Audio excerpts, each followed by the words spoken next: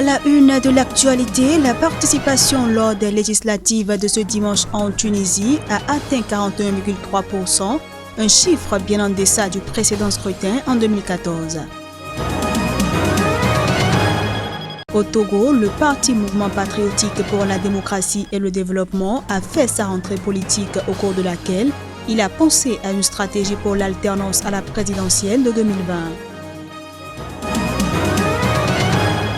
Et puis, plusieurs dizaines de personnes ont marché ce dimanche à Abidjan pour dénoncer la mort après un viol d'une fillette de 3 ans.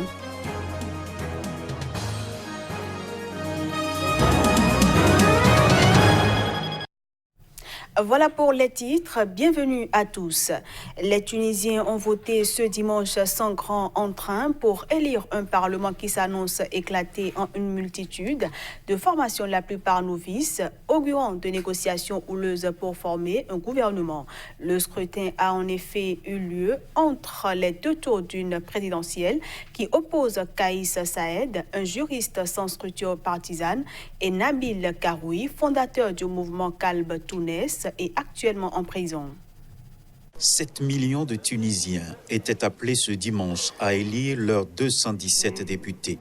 À l'issue de ce scrutin, le président de la commission électorale, Nabil Bafoun, a annoncé que la participation aux élections législatives de ce dimanche, les troisièmes depuis la révolution de 2011, atteint 41,32%, en forte baisse par rapport à 2014, mais dit respecter le choix des électeurs. Nous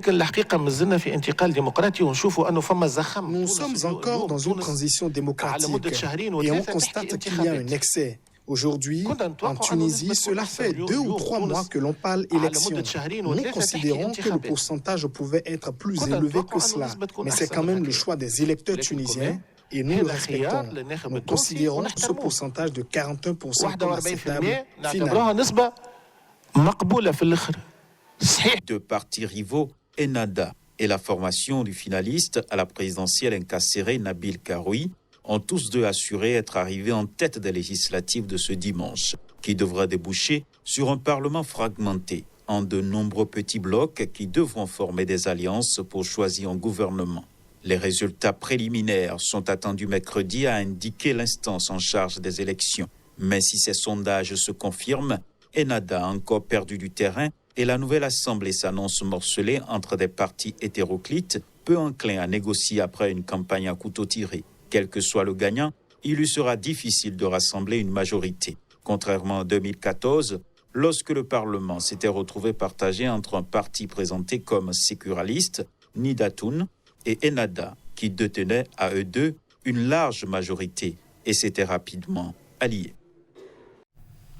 Le chef de la mission d'observation électorale de l'Union européenne, Fabio Massimo Castaldo, a confirmé le bon déroulement des élections législatives en Tunisie. Ce scrutin qui pourrait signer, dans la même dynamique que la présidentielle, le rejet des partis établis, conduisant à un parlement écartelé entre une multitude de formations novices, s'est déroulé selon lui dans un climat paisible et très calme. Des votes, on a observé des procédures très bien respectées, donc ainsi un climat paisible, très calme et avec une bonne application professionnelle des règles par les teams et par les équipes du bureau des votes. Et seulement dans les 5% des cas dans notre observation, on a vu des longues files d'attente à l'extérieur des bureaux des votes. On a un peu le sentiment que le changement de calendrier dû à la mort, l'événement triste de la mort de M. Essebsi n'a pas facilité vraiment peut-être la compréhension des procédures par les électeurs, vu que l'une élection elle a empiétonné sur l'autre. Mais sur le plan technique, je dois vraiment féliciter l'ISI pour tous les efforts qu'ils ont faits pour mener à bien et pour respecter les temps des élections. À 6 mois de la présidentielle au Togo, le parti Mouvement patriotique pour la démocratie et le développement de l'ancien Premier ministre Kodjo Agbeome a fait sa rentrée politique. Possibilité d'avoir l'alternance au sommet de l'État en 2020 et le bilan de la participation du parti aux dernières élections sont les principaux sujets abordés vendredi dernier à Lomé par les responsables de cette formation politique. Ferdinand Gadé, notre correspondant au Togo, pour le point. L'alternance au sommet de l'État togolais à l'issue des élections présidentielles de 2020 est possible si l'opposition républicaine s'aligne derrière la stratégie que propose le parti Mouvement patriotique pour la démocratie et le développement MPDD, selon son président national, l'ancien premier ministre Kodjo Agbeyome, lors de la rentrée politique de cette formation politique de l'opposition. Nous disons prospérité partagée pour tous. Et pour cela, il faut que toute l'opposition, à travers une cellule stratégique républicaine, réfléchisse en termes de vision sur quelle offre politique qui va remobiliser nos populations, sur quelle stratégie politique qui va nous permettre, la CENI a mis l'accélérateur avec les canaux internationaux, comment réguler un peu les choses pour qu'il y ait une transparence électorale, sur comment ensemble nous allons porter le message qui va permettre à ce que les uns et les autres se retrouvent pour que 2020, la personne à même d'offrir cette gouvernance plurielle, comme l'a dit le président national du MPDD, M. Agbeyome Kodjo, que 2020 ne sera qu'une transition si ce pouvoir part. Le bilan de la participation du MPDD aux élections législatives et communales a été fait aux militants avec la présentation des 2 députés et des 25 conseillers communaux du parti élu. Signalons que les premières élections présidentielles après les réformes du mode de scrutin qui est désormais 2 tours et la limitation du nombre de mandats à 2 vont se dérouler au premier trimestre de l'année 2020. Poursuivi notamment pour l'insurrection, le principal opposant du Cameroun est libéré à Yaoundé après 9 mois de prison, ceci au lendemain de l'ordre du président Paul Biya d'arrêter les poursuites à son encontre et plusieurs de ses partisans afin de tenter de sortir son pays des crises multiples qu'il traverse. Malgré cette vague de libération par le tribunal militaire, les avocats du MRC attendent un autre geste du chef de l'État camerounais envers ceux des militants du MRC jugés au tribunal civil. Narcisse Oum pour le reportage. Suite à l'arrêt des poursuites judiciaires engagées contre de nombreux responsables politiques, dont ceux du mouvement pour la renaissance du Cameroun par le président Paul Biya, plus de 102 opposants ont été ainsi remis en liberté samedi par la justice camerounaise. Parmi les prisonniers qui ont recouvré la liberté, on retrouve Michel Ndoki, Alain Fouquet, Christian Penda Ekoka, Paul-Éric Kingue, l'artiste Valsero ou encore Albert Zongang. Des cadres du MRC proches de Maurice Kamto. C'est une impression de contentement, mais de joie contenue. De joie contenue parce que tous ceux qui devaient être libres ne sont pas encore libres. Parce que l'arrêt de poursuite, pour l'instant, a concédé ceux qui comparaissent devant le tribunal militaire. Nous avons encore un certain nombre de militants, 160 environ, qui comparaissent devant les juridictions civiles. Ils ont été accueillis par une foule impressionnante, massée à l'entrée du tribunal militaire dans les rues de Yaoundé ou à son domicile de Santa Barbara, un quartier résidentiel de la même ville. Une surprise à laquelle ne s'attendaient pas les supporters du MRC. Ah, vous savez, je ne sais pas, c'est pas des choses qu'on peut décrire facilement parce que déjà on ne s'attendait pas à cette libération. Cette libération nous prend par surprise. En s'adressant à la foule venue l'accueillir après sa libération, Kamto n'a toutefois pas spécifié si son parti comptait poursuivre les manifestations dans les rues du pays. Pour rappel, le célèbre avocat camerounais avait été arrêté en fin janvier avec des centaines de ses partisans à la suite de manifestations pacifiques organisées pour protester contre la réélection du président Paul Biya en octobre 2018, qu'il continue de qualifier de hold-up électoral.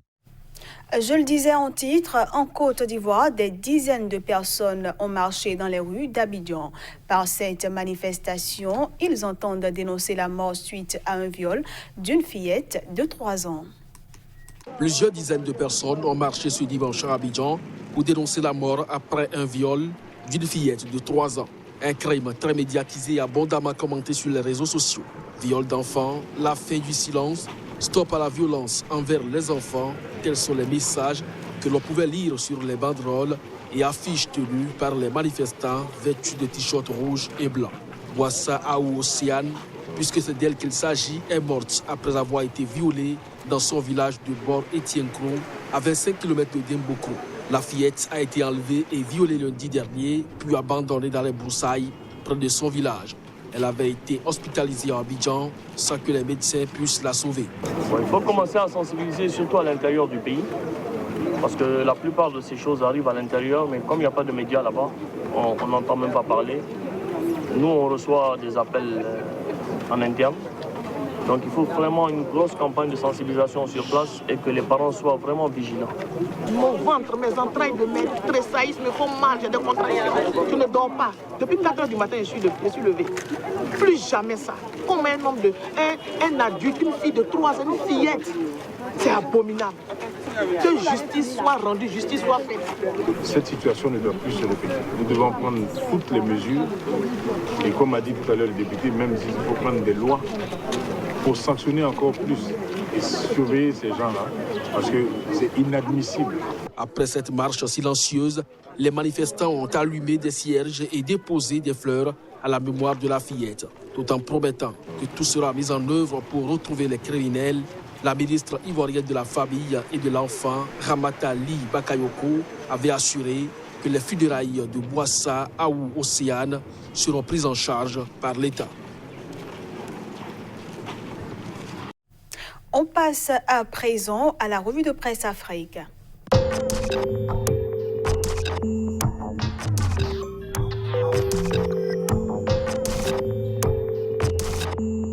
Bonjour à tous et bienvenue dans la revue de presse Afrique du jour. Au Cameroun, les rideaux sont tombés sur le grand dialogue national appelé par le président Paul Biya. La Voix du Centre y consacre sa une et titre « Grand dialogue national, un coup d'épée dans l'eau ». Le jour relaie une autre actualité en lien toujours avec le dégel de la tension politique, crise post-électorale. Paul Biya libère ses prisonniers. Le soir, grand dialogue national, Biya sauve la vie à Kamto et compagnie. Puis le messager de s'interroger, libération de Kamto, Biya a-t-il cédé à la communauté internationale ? Au Sénégal, et quelques jours après la libération de Khalifa Sall, le quotidien a ce titre « Macky Sall nargue l'opposition, je ne boxe pas dans la même catégorie que les autres ». Et puis l'ex-maire de Dakar, dans les foyers religieux, Tivaouane adoube Khalifa Sall. Sud Quotidien revient sur une autre actualité, affaire de 94 milliards, Sonko annonce son inéligibilité. Le quotidien Le Témoin, après une longue éclipse, Boun Abdallah Dionne remet les habits de Premier ministre. Au Togo, la présidentielle de 2020 est dans toutes les têtes. Liberté titre, 4e mandat et régence à vie. Les taux se resserrent autour de Foya Singbe. Et puis 29e anniversaire du soulèvement populaire du 5 octobre, la jeunesse CDPA appelle à la libération des prisonniers politiques au Togo. Togo Matin à présent, opposition togolaise. La révolution ne se décrète pas à l'avance, répond le professeur Gogué à Achadam. Et puis mouvement des jeunes unir, la mobilisation sur tous les fronts. Le mot d'ordre lancé. En Côte d'Ivoire, tous les membres du gouvernement sont en tournée depuis quelques jours. Le jour plus relaie en meeting à Thiébissou samedi.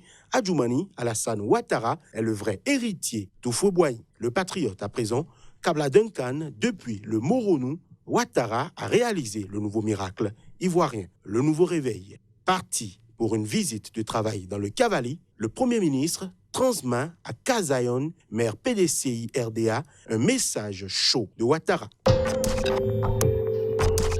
Au Burkina, pour finir, le quotidien titre « Mouvement pour la résistance populaire contre le terrorisme dans le BAM, les FDS seuls ne pourront pas vaincre les ennemis du Burkina. L'Express du Faso à présent, autant le dire, terrorisme au nord, que peut-on encore faire ? Le pays s'intéresse à la journée mondiale de l'enseignant, les enseignants burkinabés pour plus de sécurité dans les écoles. Faible mobilisation à Kaya. Voilà, ce sera tout pour le compte de la revue de presse Afrique. Merci de l'avoir suivi et à demain.